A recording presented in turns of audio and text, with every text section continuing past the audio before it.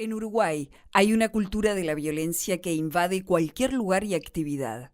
Si bien todos estamos preocupados por el delito y la violencia, desde la sociedad civil, el dirigente político y hasta el ciudadano de a pie, hay concepciones muy distintas de cómo abordar el problema de la inseguridad. La violencia es todo aquel acto que de alguna manera busca dominar y controlar a otro. Podemos encontrar violencia contra los niños, podemos encontrar violencia entre sociedades, entre países. Siempre la cuestión del poder, de quien ostenta más poder y busca dominar a otro país, a otra nación, a otro grupo social, o en este caso a las mujeres, es la explicación de la violencia. Tenemos violencia hacia la mujer, tenemos violencia de raza, tenemos violencia de etnia, tenemos violencia de clase. Los más fuertes siempre imponen en sus relaciones interpersonales el poder, el sometimiento, y los niños están dentro de esa dinámica de violencia estructural que tenemos como sociedad. Nos conformamos en una sociedad de relaciones interpersonales violentas. Yo no creo que se haya incrementado, lo que creo que tiene mucha más visibilidad el hecho. Creo que esto es la violencia contra las mujeres es algo institucional y estructural, no que sean de las instituciones del Estado, sino del mundo, de la sociedad, y ahora tiene mucha más visibilidad porque hay mucha más repulsa. Una encuesta reciente de la consultora Cifra evidencia que la inseguridad es la mayor preocupación de los uruguayos, mucho más que la economía o que la educación. Sin embargo, según cifras del Ministerio del Interior, en 2015 los homicidios calificados como violencia intrafamiliar fueron casi tantos como los cometidos dentro de una rapiña. En los últimos años crecieron más de 15% las denuncias por violencia doméstica y en 2015, 26 mujeres murieron asesinadas por sus parejas o exparejas. Cuando la violencia se da en ese marco que se combina esta relación violenta con las relaciones de amor, con las relaciones de afecto, con la intimidad, lo que sucede es que a las víctimas, a las mujeres, les cuesta mucho decodificar e interpretar que eso que le está pasando con él tiene que ver con la violencia.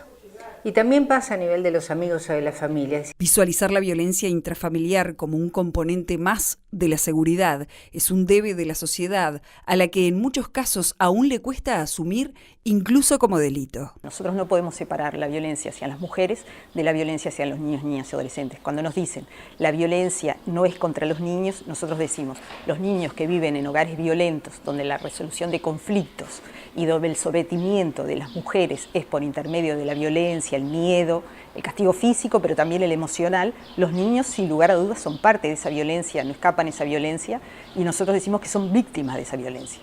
Si entendemos verdaderamente que el amor es un hecho, no un supuesto, y los jóvenes entienden que amarse es caminar juntos, no perder identidad, ser libres, proyectar cosas juntos, pero también vivir cosas separadas con sus amigos y amigas, yo creo que cambiaría un montón de cosas.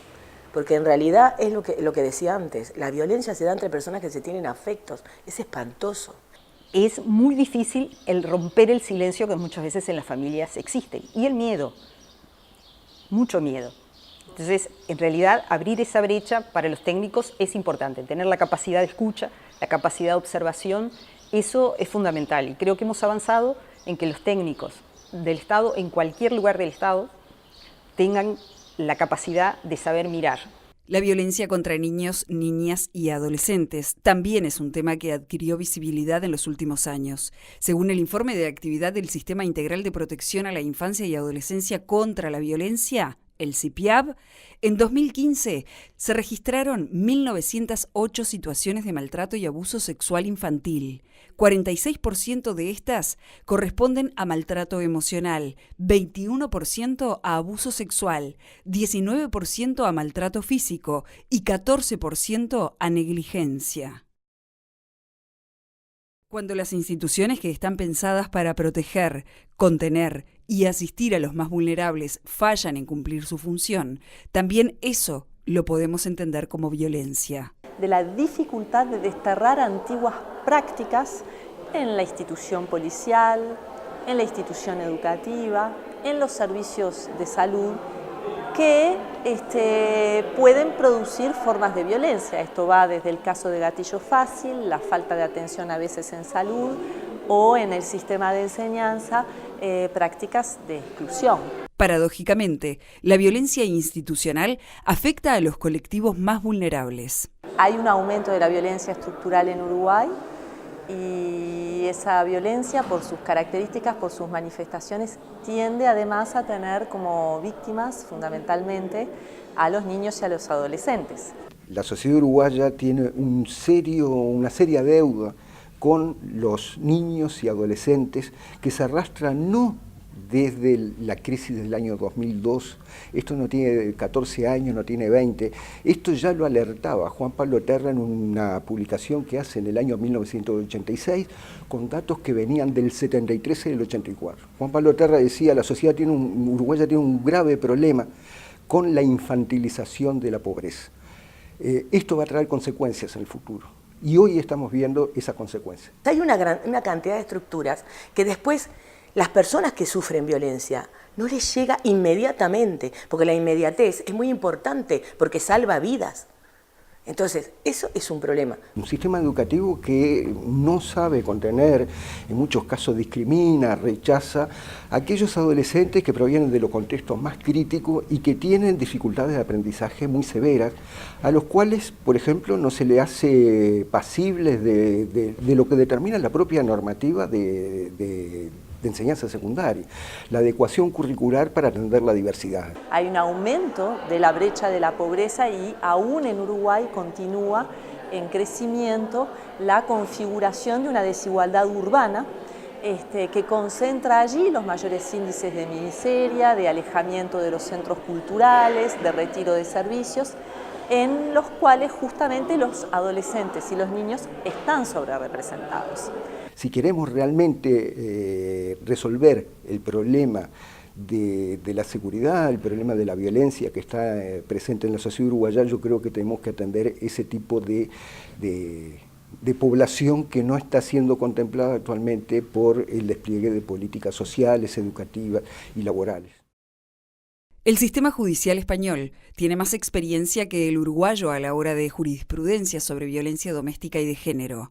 Mientras que en Uruguay la primera ley sobre la materia es de 2002, en España se hizo unos años antes a raíz del caso de Ana Orantes, una mujer que se animó a denunciar en televisión los malos tratos que recibía y luego fue brutalmente asesinada por su marido. Lo que se hizo fue una concienciación social, la propia sociedad se concienció, como si dijésemos, sola, y los poderes públicos iniciaron una trayectoria de protección a la mujer y se plasmó en dos cuestiones. La primera fue dentro del Consejo General del Poder Judicial el Observatorio de Violencia de la Mujer y Violencia de Género y Doméstica, que fue creado en el año 2002, que ahora hablaré, y luego en el año 2004 la Ley Orgánica de Protección Integral contra la Violencia de Género y Doméstica.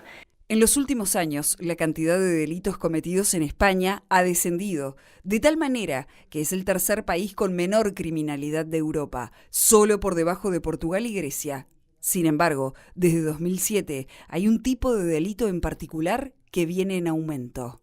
El número de delitos cometidos por los menores que agreden a sus padres está incrementándose desde el año 2007.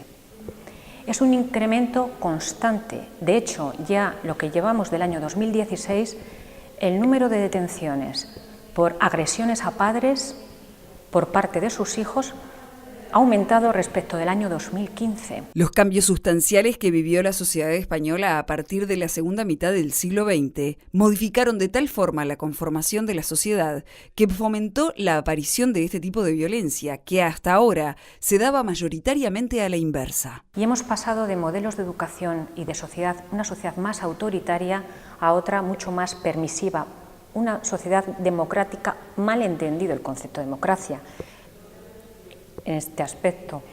Entonces hemos pasado de una educación muy autoritaria, con unas familias muy jerarquizadas, muy patriarcales, a un extremo totalmente opuesto, donde existe una especie de educación en la que no se habla de frustración, en la que no se habla de esfuerzo, en la que no se dice no. El hijo o la hija ha desarrollado una actitud tan violenta que ya no respeta ninguna autoridad, y no respeta la autoridad de su padre, ni la autoridad de su madre, ni respeta la autoridad de sus maestros, ni respeta ningún tipo de autoridad. Tenemos jóvenes a los que no se les ha dicho nunca que no saben lo que es la frustración en pequeñas cosas, en no tener algo, en que él no puede decidir sus horarios, él no puede decidir si va o no al colegio. Entonces esos niños que nunca han recibido un no por respuesta llegan a la adolescencia y ahí puede originarse el conflicto, cuando empiezan por primera vez a recibir un no por respuesta. Es un poco fuerte decirlo cuando estamos hablando, como estamos en sociedades que avanzan con todas las declaraciones de derechos y las convenciones que firmamos, avanzamos ante un espacio de un reconocimiento de derechos, pero también yo creo que hay que asumir que hay que poner también no solo derechos sino obligaciones, y que esas obligaciones hay que tenerlas desde que uno es pequeño, ¿no? Y hay que tener límites.